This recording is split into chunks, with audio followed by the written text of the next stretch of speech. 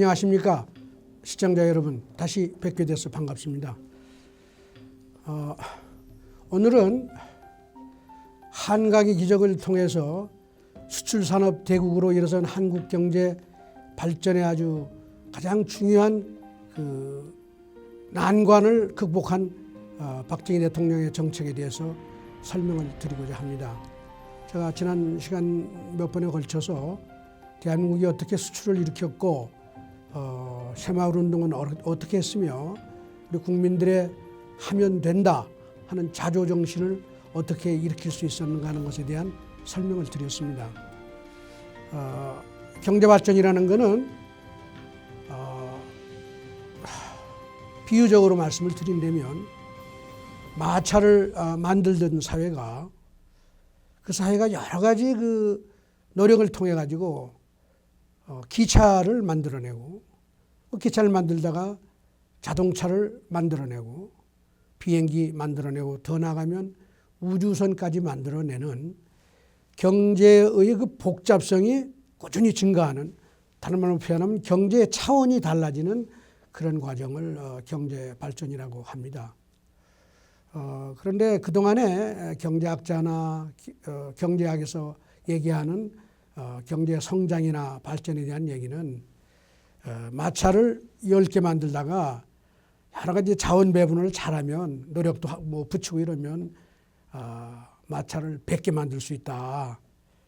이제 그걸 통해 가지고 생산성이 그러니까 결국 10배로 늘어나는 거죠. 그리고 소득도 10배로 늘어나고 임금 수준도 10배로 늘어나고 이렇게 해서 막 경제가 발전하는 거다 하는 이런 생각은 많이 했지만은 마차를 만들다가 어떻게 기차를 갑자기 만들어낼 수 있느냐, 더 나가면 자동차, 비행기, 우주선까지, 이것에 대한 고민은 별로 많지 않았습니다.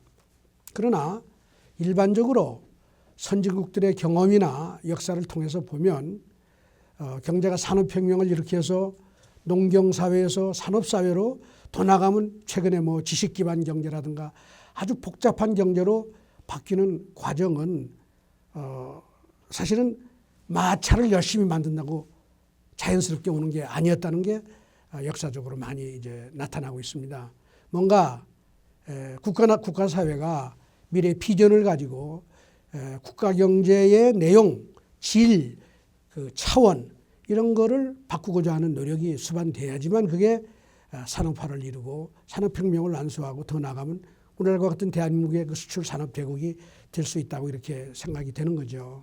역사를 통해서 보면 지금의 이미 선진국이 된 나라들을 빼놓고는 지난 한 100년 역사를 통해서 보면 지구상의 어떤 후진국도 한국과 같은 그런 산업화, 산업 대국으로 발전한 나라가 없었습니다. 박정희 대통령이 60년대 수출 기적을 이뤘죠. 수출의 도약을 이루고 70년 들어오면서 새마을운동을 시작해서 국민들의 의식개혁운동을 어느 정도 성공적으로 달성을 하면서 그 다음에 시작한 전략이 중화공업정책입니다. 우리가 수출을 열심히 했는데요. 수출의 내용을 잘 보면은 우리는 뭐 농산물이라든가 농산물을 가공하는 거죠. 아니면 중소기업 중심의 노동집약적인 이런 제품을 생산을 하거나 뭐 이런 게 주로 우리가 했던 겁니다. 60년대에. 그러다 보니까 수출을 하려면 제품을 만들어야 되니까 선진국으로부터 기계를 수입해야 되고 각종의 자본재를 수입해야 되고 이러니 궁극적으로 수출을 해봐야 수입하는 비용, 부품이나 자본재 수입에 들어가는 비용이 더 많아서 경상수지 적자가 생기고 오히려 손해보는 장사를 계속 하게 된 거죠. 그래서 사실은 일본과의 무역 적자 문제가 항상 문제가 된 겁니다. 왜냐하면 일본은 우리보다 앞선 선진국이었기 때문에 우리가 일본에서 많은 자본재를 들여오고 기술도 들여오고 이렇게 해야 되기 때문에 일본에 지불하는 수입 대금이 우리가 전 세계 수출해서 버는 돈보다도 훨씬 많아서 우리가 사실은 많은 애로를 겪고 있었습니다.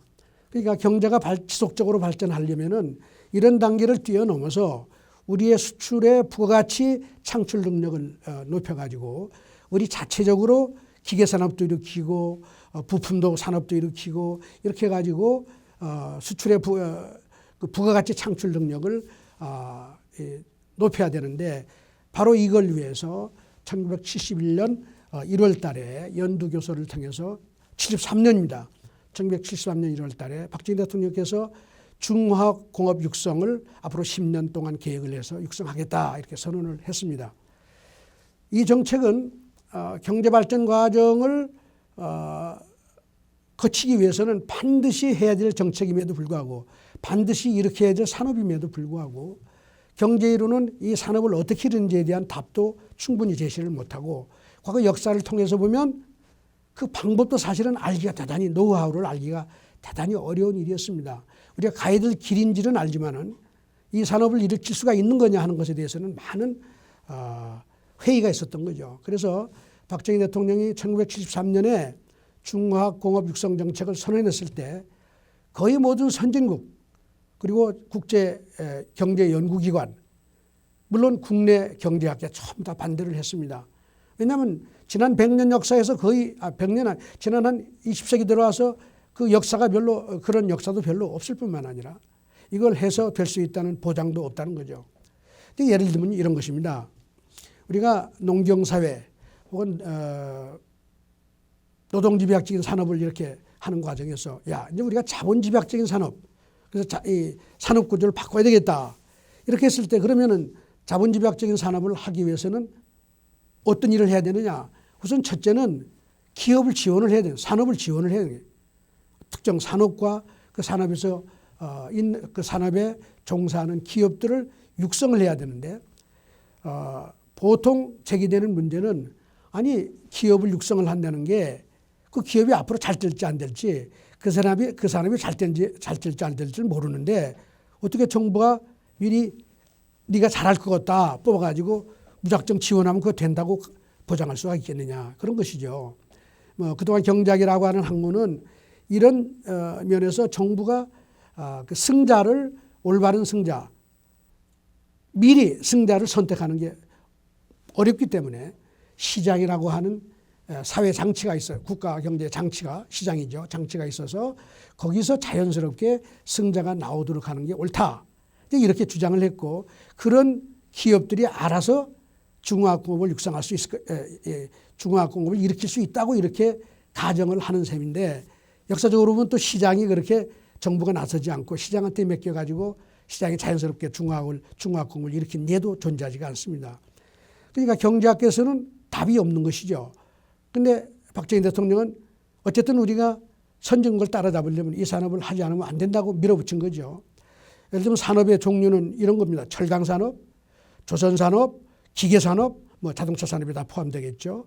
석유화학산업, 전자산업, 비철금속 등 각종의 원부자재를 만들어내고 자본재를 생산하는 그런 산업을 이제 일으키겠다고 한 건데 선진국이나 세계적인 경제연구소나 이런 데서는 대한민국이라는 사회가 농업밖에 없고 사람밖에 없는데 자본이 뭐가 있냐. 그러니 사람을 많이 쓰고 농업을 중시하고 그래서 중소기업 혹은 노동집약적인 산업에다가 농업을 가지고 경제 발전을 하면 된다. 이렇게 얘기하지만 사실은 그거는 대책 없는 소리나 다름이 없었던 거죠.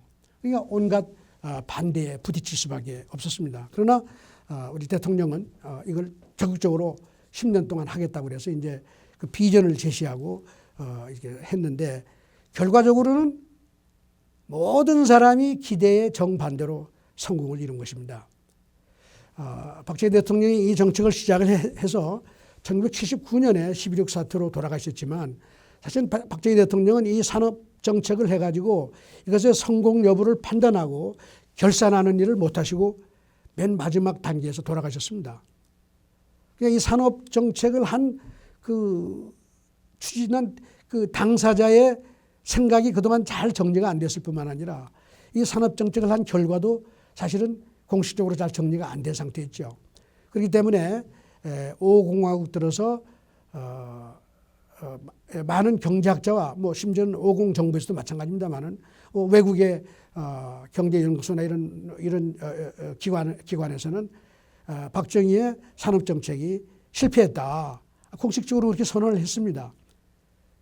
그래서 이제 여러 가지 정책 전환을 하고 그랬는데 1980년대 중후반에 3조 호황을 겪으면서 우리가 단군 이래 최대의 경상수지 흑자를 내면서 경제가 도약을 이뤘는데 살펴보니까 그 기간 동안에 수출에 앞장서서 대한민국의 그 최대의 그 수출 기적을 이룬 기업들이 전부 다 박정희 대통령 시절에 중화공업에 뛰어들었던 기업들이었다는 거죠.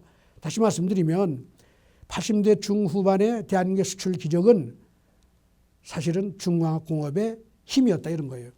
그렇기 때문에 이론적으로 어떻게 됐든 박정희 대통령 사후에 어떻게 그 정책을 뭐 정리를 하고 뭐 평가를 했든 사실 실사고시적으로 보면 대한민국의 경제 도약은 산업대국으로의 도약은 박정희 대통령이 시작한 중화공업을 기초로 해서 됐다 하는 게 그건 백일하에 드러난 것입니다. 따라서 박정희 대통령 산업정책을 실패했다고 얘기하는 사람들 아직도 대부분의 사람이 그렇게 평가를 하지만 이거는 사실에 대한 인식의 부족이고 더 나아가면 중화공업 정책을 어떻게 하면 성공하는지에 대한 이해의 부족과 다 맥이 닿아 있습니다.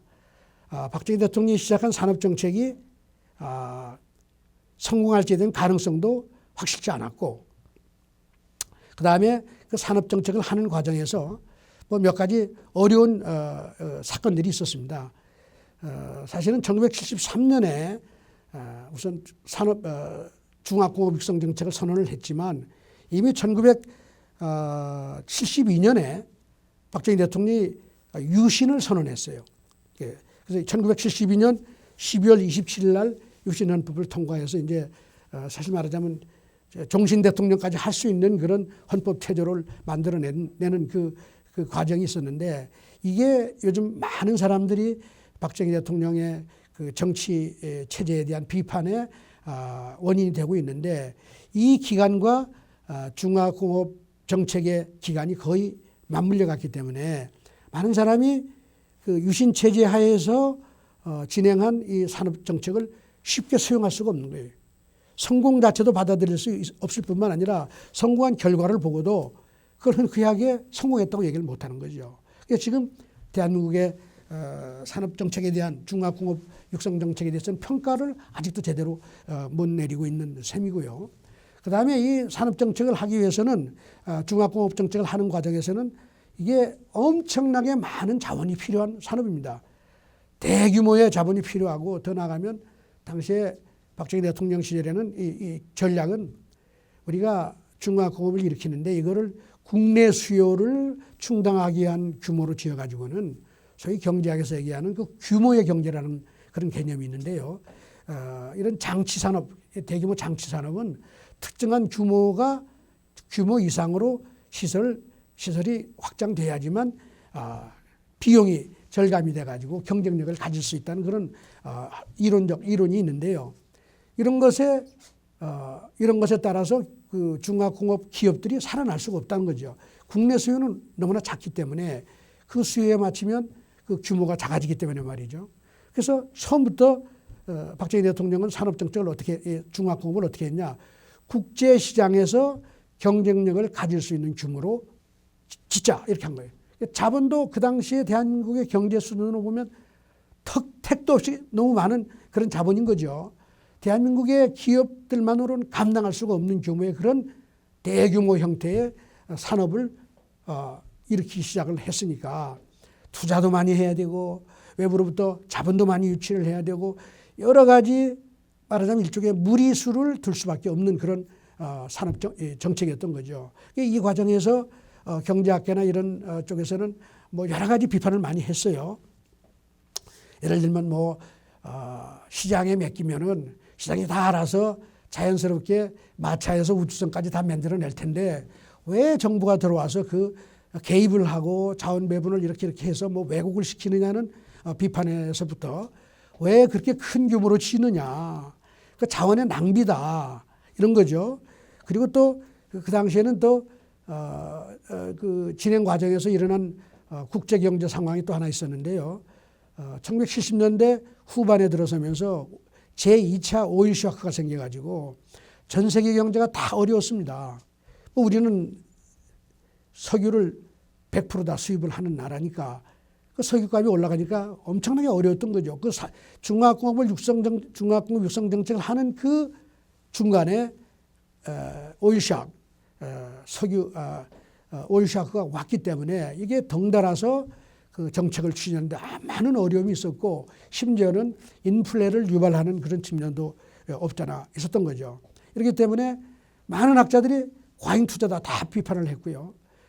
물론 이제 오공정부가 들어와서는 이 과잉 투자이기 때문에 이 산업은 정책은 잘못됐다 그래서 말하자면 실패를 선언했던 것이고 더 나가면 월드뱅크라든가 국제기구에서도 이런 정책은 후진국에서는 따르면 안 된다. 뭐 이럴 정도까지 비판적인 생각을 가졌던 겁니다.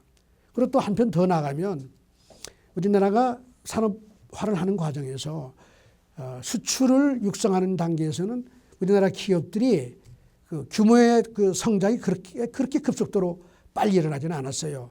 제가 지난 시간에도 일부 언급을 했습니다만 수출을 통해서 기업의 성장 속도가 다른 어느 나라보다도 빨랐지만은 그 빠른 속도가 빠름에도 불구하고 대규모의 국제적인 경쟁력을 가진 기업으로 성장하는 데는 여전히 한계가 있었다는 거예요. 수출의 중점 산업이 전부 다 노동집약적인 산업이었기 때문에 그렇다는 거죠. 그런데 중화학공업이라고 하는 대규모 자본이 필요한 산업 육성으로 들어가면서 대한민국의 중견 중소기업들이 빠른 속도로 세계 인류 기업으로 변신을 하는 그런 과정이 생기고 이런 기업들이 등장하면서 수출 전선에서 수출 대국을 이룬 것이고 오늘날 대한민국의 거의 모든 인류 기업은 다 그 당시에 중화학공업 육성 정책을 통해서 수출을 열심히 한 중소기업, 중견기업이 대기업으로 전환한 겁니다. 이런 과정을 충분히 보지 않고 그러니까 중화학공업 육성 정책은 중소기업 육성 정책과 같은 정책이었다는 거예요. 수출을 잘한 중소기업이 중화학공업을 할 수 있도록 도와줌으로써 더 한 단계 도약을 할 수 있는 기회를 만들어서 대기업으로 성장을 했는데 그럼에도 불구하고 이제 박정희 대통령의 유신체제라든가 이런 시대를 비판하는 그 민주화 세력이라고 할 수 있죠. 이런 각도에서만 문제를 보는 사람들은 그 중화학공업이 대기업을 위한 재벌을 위한 정책이었다고 보는 거예요. 이렇게 함으로써 중화학공업 정책이 재벌 체제를 만들었다. 이래가지고 또 그걸 비판하는 겁니다. 이런 여러 가지 각도에서 그동안 중화학공업에 대한 비판이 있었지만 사실은 결과론적으로 보면은 중화학공업 육성 정책이 없었다면 우리나라는 수출의 도약을 더 이상 이루지 못하고 산업화를 이루지 못하고 그저 중견 중소기업 혹은 노동집약적인 산업에 머물면서 수출 부가가치가 낮은 그런 수출을 하면서 얼마나 갔을지 대단히 이거 예측하기는 어렵습니다만은 오늘과 같은 수출 산업 대국을 일으킨 어려웠을 것이다 하는 것이 너무나 명확한 사실입니다. 그러면 박정희 대통령 어떤 특별한 비법이 있었기에 다른 나라는 지난 한 20세기 중반 이후에 아무도 성공하지 못한 이 산업화에 성공했는가 하는 그 비법을 제가 말씀드리겠습니다.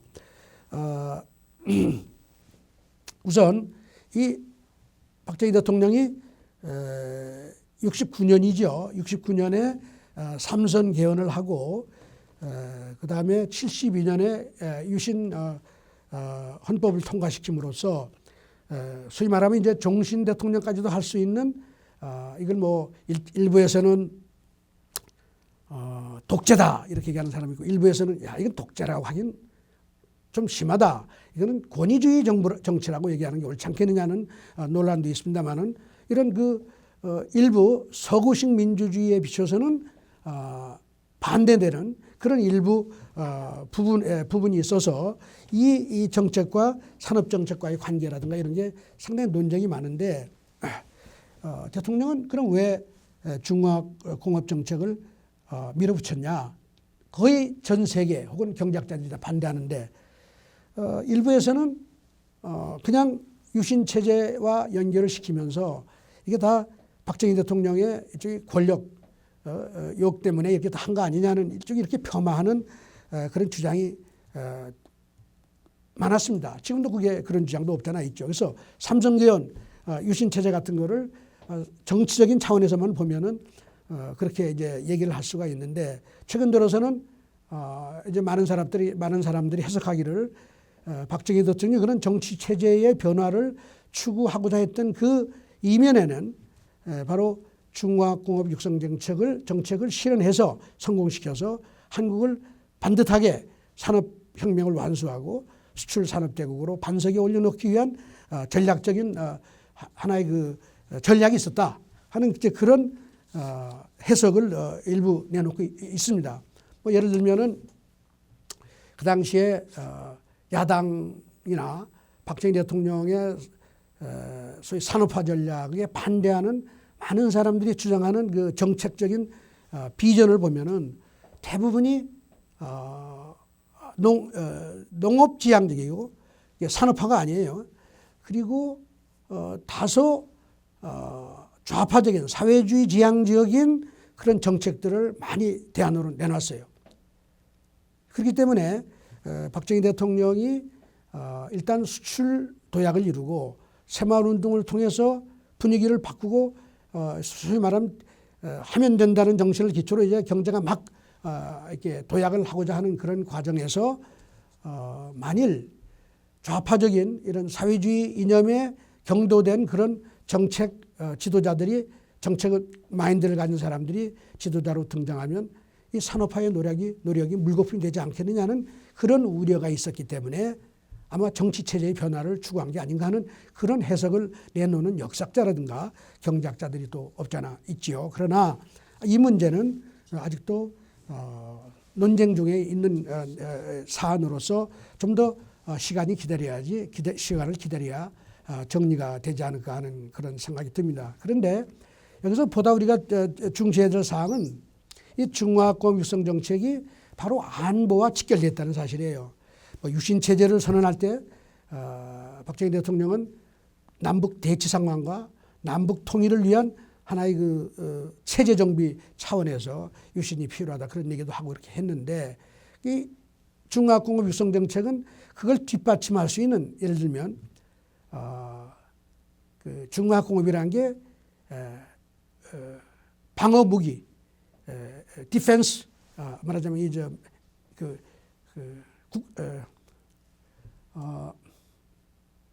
중화공업 육성 정책은 다른 말로 뒤집으면 무기 생산을 도울 수 있는 우리 안보를 튼튼하기 위한 방어력을 증강시키기 위해서는 반드시 중화공업을 해야 된다는 말씀이죠.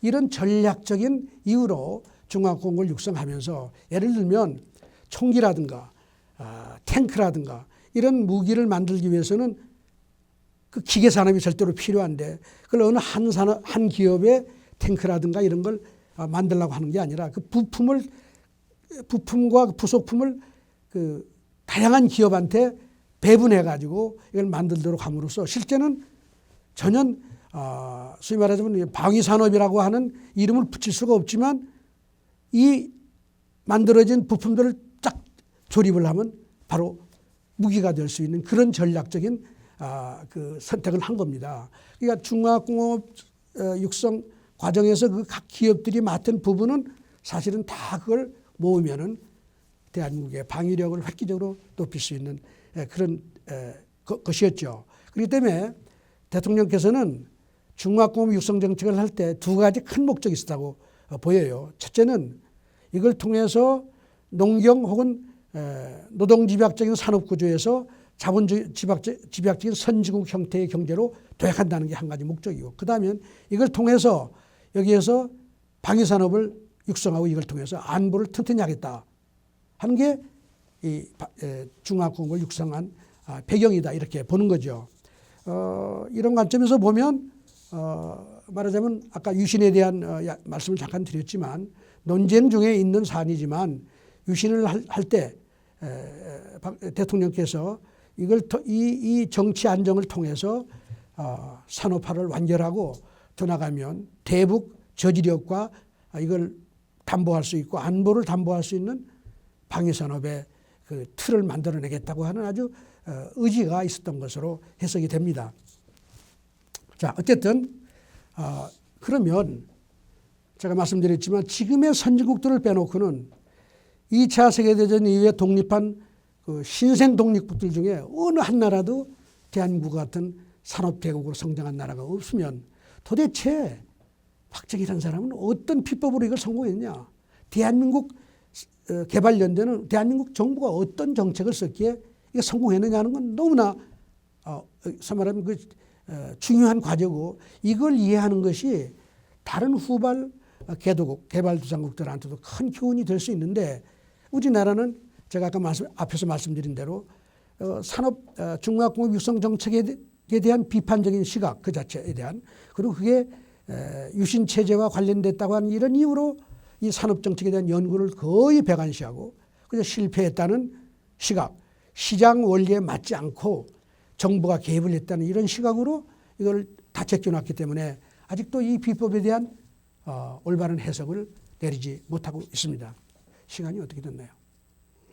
지금 25분. 오케이.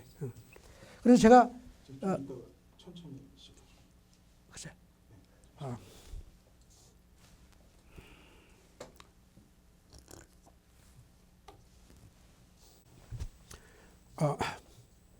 기존 경제학에서는 중화공업 육성 정책이 안 되는 이유를 이렇게 설명하죠. 시장이라고 하는 현상은 제가 지난 시간에서도 여러 번 언급을 했습니다마는 선택을 하는 과정이에요. 시장의 결과로 등장하는 성공하는 기업은 시장이 승자를 선택해서 키워준 겁니다. 그러니까 우리가 소위 스스로 돕는 자를 돕는 하느님으로서 시장에서 우리의 구매력을 가지고 선택함으로써 유능한 기업, 성공하는 기업, 성과 있는 기업이 등장해서 그게 경제를 이끈다 이렇게 보는 거죠. 시장이 승자를 선택하는 거예요. 그런데 우리가 산업이 없는 상품도 제품을 아직도 만들어 보지도 않은 새로운 산업을 일으키려고 할 때 정부가 그럼 어떻게 해야 되느냐. 우선 정부가 그 산업을 제일 잘할 수 있는 기업을 선택을 해야 될 거 아니에요. 그래야지 그 기업이 그 산업에 들어와서 이제 뭐 공장도 짓고 제품을 만들 텐데 여기에 던져지는 아주 그 어려운 질문은 아니 대한민국 수없이 많은 기업 수출 산업에도 뭐 기업들이 많고 그런데 뭐 물론 노동집약적인 산업에서 일을 주로 하지만은 그 많은 기업 중에 어느 기업이 앞으로 미래 예를 들면 10년 뒤에 성공할 수 있는 기업이라고 알아가지고 미리 그 기업을 뽑아서 정부도 지원하고 은행도 지원하고 이렇게 할 수가 있겠느냐. 정부가 이 시장이라고 하는 이 보편적인 많은 사람들의 지혜와 정보가 모인 시장에서 일어나는 일을 정부가 어떻게 전지전능하지도 않은데 시장에서 결과도 안 나왔는데 그 승자를 뽑아가지고 미리 지원해서 성공을 할 수 있겠느냐 하는 질문이 나오는 거죠. 아직도 경제학은 이 질문에 대한 답을 못 찾고 있습니다. 그리고 전 세계 많은 후진국들이 우리가 했던 유사한 산업 정책을 하지만 한 군데도 제대로 성공하는 나라가 없단 말이에요. 그 이유는 뭐냐? 어떻게 해야지 아까 말씀드린 승자를 사전에 시장보다도 앞서서 선택하는 이 일을 잘할 수 있느냐는 데 대해서 답도 없고 실제로 정부가 해보면 그걸 잘 할 수가 없더라 이런 얘기예요. 이게 경제학에 지금 부딪히고 있는 가장 중요한 과제고 후진국들이 부딪히고 있는 과제인데 어쨌든 대한민국은 이걸 극복하고 성공을 했기 때문에 대한민국의 성공은 너무나도 중요한 연구 케이스다 이런 얘기죠. 자, 어떻게 했느냐. 제가 수출을 대한민국 어떻게 수출 기적을 일어나느냐를 제가 설명드리는 과정에서 한국은 대단히 독특한 수출 지원 정책을 했다고 제가 말씀을 드렸습니다. 그게 뭐냐. 신상필벌, 하늘은 스스로 돕는 자를 돕는다는 소위 정의의 율법에 따라서 수출을 잘하는 기업을 앞장세우고 지원했다. 제가 이렇게 말씀드려요. 여기에도 똑같은 원리가 적용이 됐던 거예요. 정부가 사전에 야 네가 이쁘다, 네가 잘하겠지 뽑은 거 별로 없어요. 예를 들면 이게 뭐 그 당시에는 이제 5.16 혁명 이후에 또 5.16 혁명이라면 또 아니라고 하는 사람도 있지만 뭐 어쨌든 좋아요. 5.16 쿠데타 이후에 정부가 적어도 그 군인과 관련된 가까운 정부라고 이렇게 군부라고 얘기를 많이 하잖아요. 그렇다고 정부가 뭐 군인들 중에 뭐 아무나 데려다가 산업을 시켰느냐? 그런 거 없어요. 정부가 중화공업 육성 정책을 할 때 제일 중시한 게 뭐냐? 경제적인 능력이에요. 자본을 동원할 수 있는 능력과 그 기업의 국제 활동, 수출 시장을 경영할 줄 아는 기업, 이런 기업을 철저하게 선택을 했다는 거죠. 이게 무슨 개인적인 관계라든가 정치적인 친소 관계를 혹은 지역적인 친소 관계를 이용해서 누구를 봐주고 한 게 아니라 철저하게 시장에서 선택된 승자를 지원했다는 거죠. 그러니까 대한민국 국민 모두가 이 기업이 1등이라고 지원하면 정부가 그 기업을 중화공업에 진출할 수 있도록 허용했다는데 묘책이 있었던 겁니다. 수출을 잘하는 기업은 다 제껴놓고 야, 수출 잘하는 기업 기껏 해봐야 노동집약적인 산업이나 하는 기업이고 그 자본집약적인 중화공업은 관계없어. 우리 따로 기업을 선정해야지 하는 그런 생각을 한 게 아니고 수출을 잘하는 기업이 그래도 대한민국에서 중화공업을 해서 성공할 가능성이 제일 높다는 판단을 한 것이죠. 그러니까 중화공업 육성 정책이 1973년에 선언을 했는데 그 이전에 십수년 동안 국제시장을 개척하고 수출을 일으켜서 나름대로 대한민국의 대표 기업으로 성장한 기업이 이미 드러났다. 그럼 대한민국 국민이 모두 이 기업이 1등이다 하는 몇 등이다 등수에 들어간다 예를 들면 이렇게 다 정해놓고 평가한 기업을 중화공업 산업에 들어오도록 허용했지. 그 중화공업에 들어올 기업을 다른 어떤 정치적인 이유라든가 개인적인 친소관계를 통해서 능력도 알 수 없는 사람을 선택해서 지원한 게 없다 하는 것이 사실입니다. 이게 대단히 중요한 소위 말하면 중화공업 육성 정책의 성공 비결이라고 봐요. 중화공업을 아까 제가 말씀드린 철강, 조선, 기계, 석유화학, 전자, 비철금속 등 6개 부문을 이제 내걸었고 거기 세부적으로 또 다른 여러 가지 업종이 있습니다. 철강은 이미 67년에 정부가 나서 가지고 박태준 회장을 앞장서서 이제 그걸 이제 집행을 한 거죠. 그래서 다른 부문에 이 기업을 선정하는 과정이 어땠냐? 정부가 1973년 중화공업 육성 정책을 선언하고 제일 먼저 자본이 너무나 많이 들기 때문에 그럼 자본을 어떻게 조달할 거냐? 그런 고민 끝에 소위 국민투자기금이라고 하는 그 소위 말하는 기금을 만들었어요. 이 기금에는 정부도 출연하지만 각 시중은행도 출연을 하고 이래서 그 기금의 규모를 키웠습니다. 그리고 이 기금을 지원하는데 어떤 조건을 달았느냐? 중화공업이 그 당시에 시작할 때 국제 규모로 출발을 해야 된다고 하는 전제 조건이 있었다고 그랬죠. 그렇기 때문에 자본 규모가 커야 되는데 그 자본 규모는 결코 대한민국 어느 기업도 감당할 수가 없었어요. 그래서 그 정부의 그 지원 조건이 뭐냐? 그 전체 자본 규모의 25%를 자력으로 조달할 수 있는 기업, 그런 기업에 한해서 정부가 75%에 해당하는 금융을 보완해가지고 자본을 확충시켜 준 것이고 이런 기업들한테 외자를 그러니까 유치할 수 있는 권한을 부여하는 것이죠. 그러니까 대한민국의 최고의 능력을 가진 기업들만이 중화공업에 들어가서 경쟁할 수 있었다는 거예요.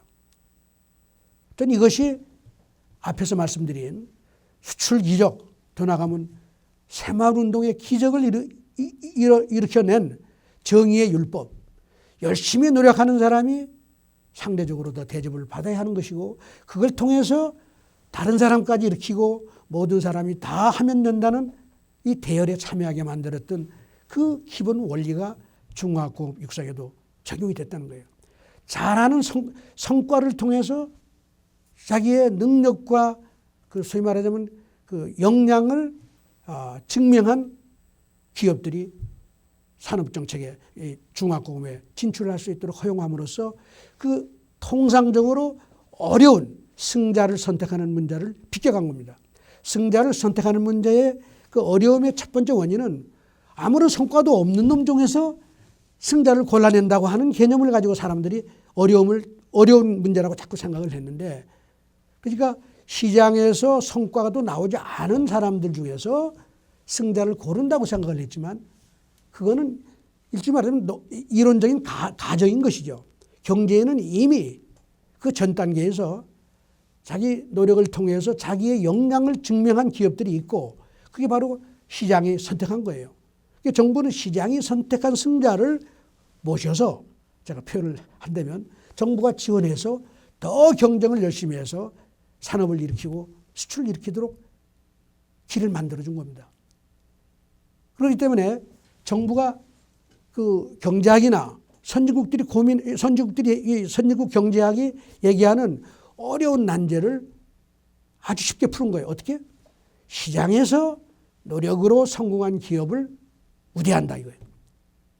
신상필벌, 하늘은 스스로 돕는다는 원리에 따라 우대함으로써 이런 기업들이 끝없이 수출 경쟁, 산업 경쟁에 나선 것이고 자기들끼리 경쟁도 치열했습니다.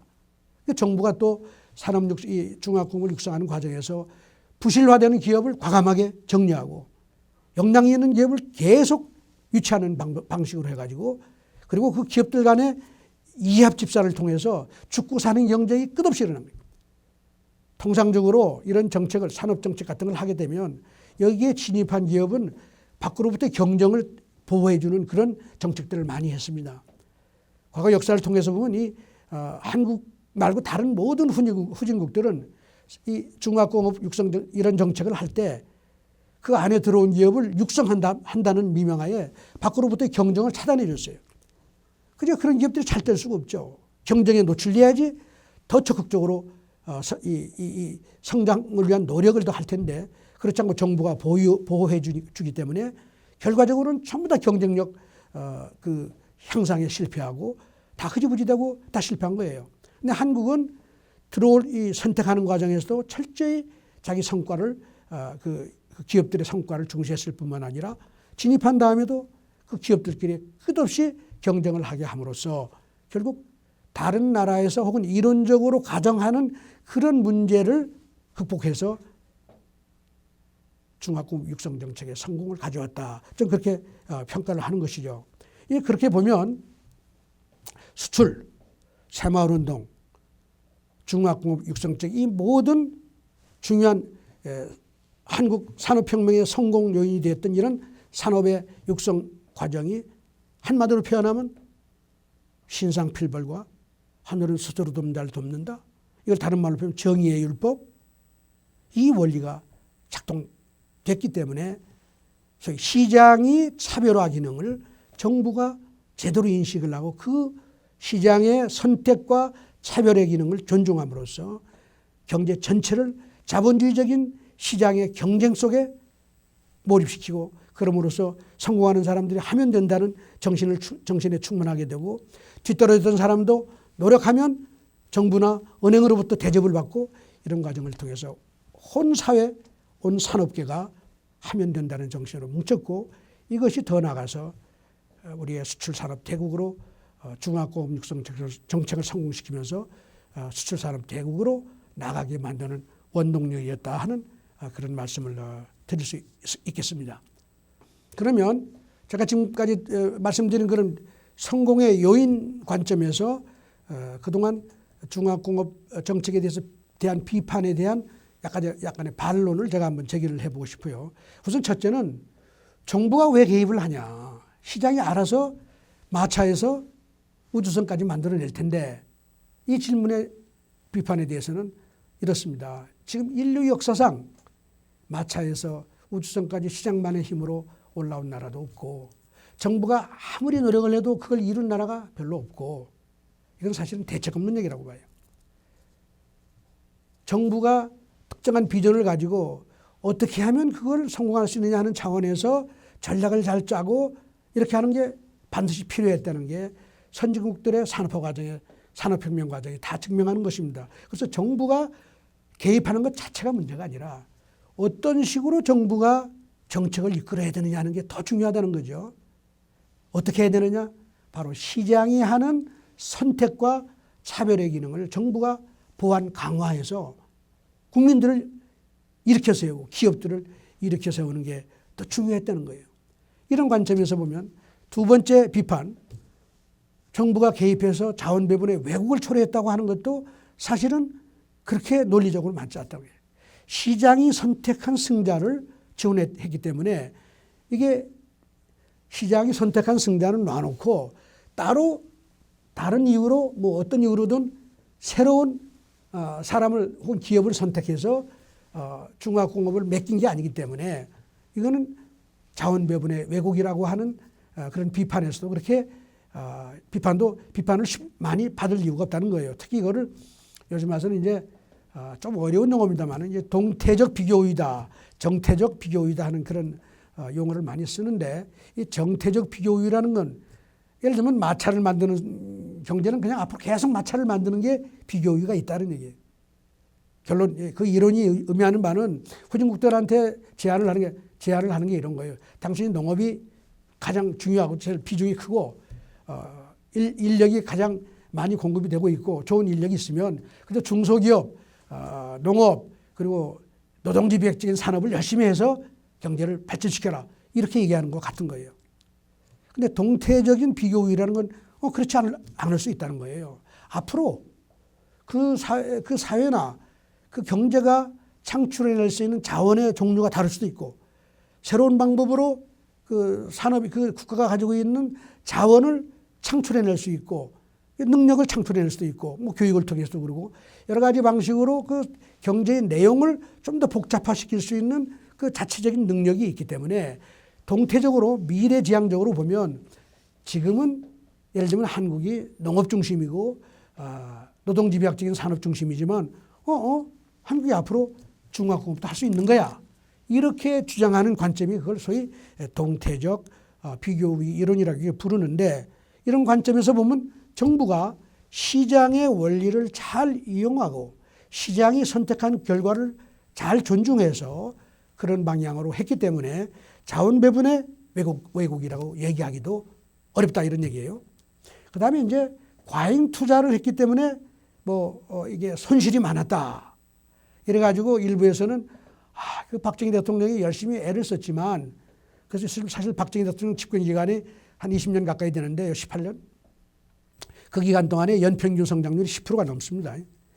그런데 그래서 열심히 노력은 했지만 사실은 박정희 대통령이 정부의 역할을 좀 줄이고 중화공업을 육성하지 않았으면 그 성장률이 더 높아질 수 있었을 것이다.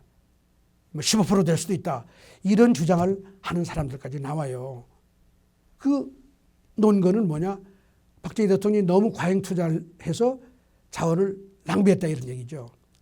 근데 사실은 제가 모두에서 계속 말씀을 드렸습니다만은 이 산업은 소위 기존의 관점에서 볼 때는 과잉 투자라고 보일 수밖에 없는 정책을 통해서만 국제적인 경쟁력을 가질 수 있는 산업을 만들 수 있는 그런 정책이었기 때문에 이 과잉 투자처럼 보였던 것은 그건 정책에 의도했던 결과고 그걸 통해서 바로 동태적인 비교율을 살려가지고 중화공업의 성공을 가져왔다. 이렇게 얘기를 할 수가 있는 겁니다. 그래서 과잉 투자라고 하는 주장도 그렇게 큰 설득력을 가지기는 어렵다. 맨 마지막으로 이 재벌을 만들어내서 싫다 하는 이 논거는 이건 대단히 중화공업 육성정책을 잘못 이해하고 있는 것이다. 중화공업 육성정책은 중소기업 육성정책의 완결판이었다. 이렇게 봐야 됩니다. 제가 지난 시간에 수출을 얘기할 때도 말씀을 드렸지만 50년대, 60년대 초반까지도 쓸만한 수출 기업 하나 없었던 나라, 중소 중견 기업밖에 없었던 나라에서 이게 지속적으로 수출을 통해서 성장을 했고 그게 중화공업을 통해서 그런 기업들이 다시 세계적인 인류 기업으로 성장을 했기 때문에 오늘날 우리가 가지고 있는 거의 모든 소위 30대가 됐든 40대가 됐든 대기업들은 전부 다 50년대 60년대 중소 중견 기업이었다는 사실을 인식을 한다고 그러면 중화공업 육성 정책은 재벌 좋은 일을 해준 게 아니라 중소기업한테 좋은 일을 해서 중견기업한테 좋은 일을 해서 중견기업들이 세계적인 기업으로 성장하는 중소기업 육성 정책의 결정판이었다 이렇게 봅니다. 후진국들이 한국을 통해서 배워야 될 것은 바로 이거예요. 후진국이 끝없이 기업을 일으켜서 세계적인 기업을 만들어 보려고 한국에 가서 자문도 구하고 정책 배워가고 그러는데 성공하는 나라가 없어요. 이걸 잘 모르기 때문에 그래요. 대한민국의 산업화 과정은 다른 말로 표현하면 중소기업을 세계적인 기업으로 육성하는 과정이 있기 때문에 그 과정을 잘 시뮬레이션 따라가면 기업 육성 정책이 나올 수 있고, 오늘날 우리가 실패하는 중소기업 육성 정책마저도 이 원리를 따라야지만 제대로 된 소위 말하자면 경쟁력 있는 중견 대기업을 키워내고 그게 일자리를 만들어냄으로써 한국 경제가 부딪히고 있는 이 난국, 저성장 양극화라고 하는 이 난제를 풀어낼 수 있다. 그런 의미에서 저는 박정희 대통령의 중화공업 육성 정책은 더 연구를 해야 되고 더 많이 배워야 될 역사적인 교훈이 담겨 있다. 좀 그렇게 생각을 합니다. 경청해 주셔서 감사합니다.